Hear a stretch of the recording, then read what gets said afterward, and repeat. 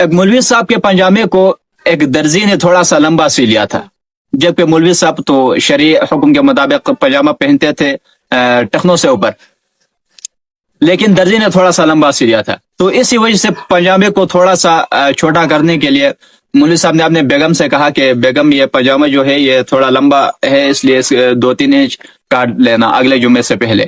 بیگم نے ہاں میں سر ہلایا اور پھر روزمرہ کی مصروفیت میں بھول گئی۔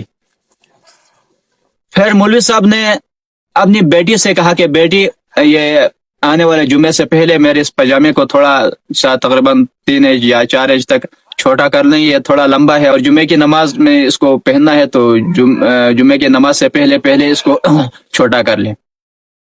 بیٹی نے بھی تو اسی وقت ہاں کیا، لیکن پھر بیٹی بھی بھول گئی۔ تیسرے دن مولوی صاحب نے اپنی بہو سے کہا کہ بہو اس پاجامے کو تھوڑا چھوٹا کر لیں۔ بہو نے بھی یہی کہا کہ ٹھیک ہے سسر جی میں اس کو چھوٹا کر لوں گی، آپ ٹینشن نہ لیں، اور پھر گھر کے کام کاج میں بھول گئی۔ اس طرح کرتے کرتے جمعہ بھی سر پہ آ گیا۔ اب مولوی صاحب جمعے کی نماز کی تیاری کر رہا ہے، تو نماز سے پہلے غسل کرنا چاہتا تھا، تو اپنی الماری کھولی تو پاجامے کو دیکھا تو وہ اسی طرح پڑا ہوا تھا، کسی نے اس کو کاٹا نہیں تھا۔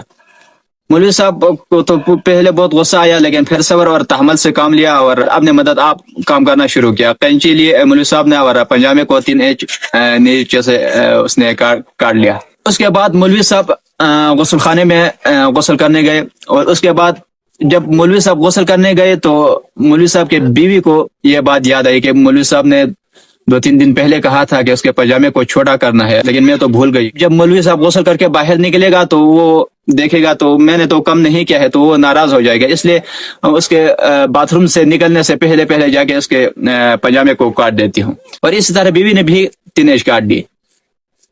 اس کے بعد بیٹی کو یاد آیا کہ ابا نے تو کہا تھا کہ پاجامے کو کم کر دیں، تھوڑا چھوٹا کر لیں، اور میں بھول گئی ہوں، اب جلدی سے ابھی جا کے کاٹ دیتی ہوں۔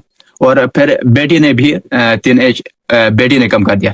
اس کے بعد پھر بہو کو یاد آیا کہ سسر نے کہا تھا کہ پاجامے کو چھوٹا کر لیں، اور خیر وہ بھی اندر گئے اور جو بچا کچا کسر تھا بہو نے پورا کر دیا۔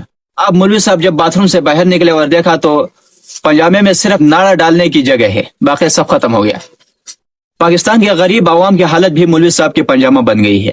ہر بجٹ میں نئے ٹیکس لگتے ہیں، الیکشن آتا ہے نئے ٹیکس لگتے ہیں، رمضان آتا ہے نئے ٹیکس لگتے ہیں، بیماری آتی ہے نئے ٹیکس لگتے ہیں، جنگ ہوتی ہے نئے ٹیکس لگتے ہیں، امن ہوتا ہے نئے ٹیکس، IMF سے قرضہ لیتے ہیں نئے ٹیکس، سانس لیتے ہیں نئے ٹیکس، مر جاتے ہیں نئے ٹیکس، غرض ہر بات میں نئے ٹیکس۔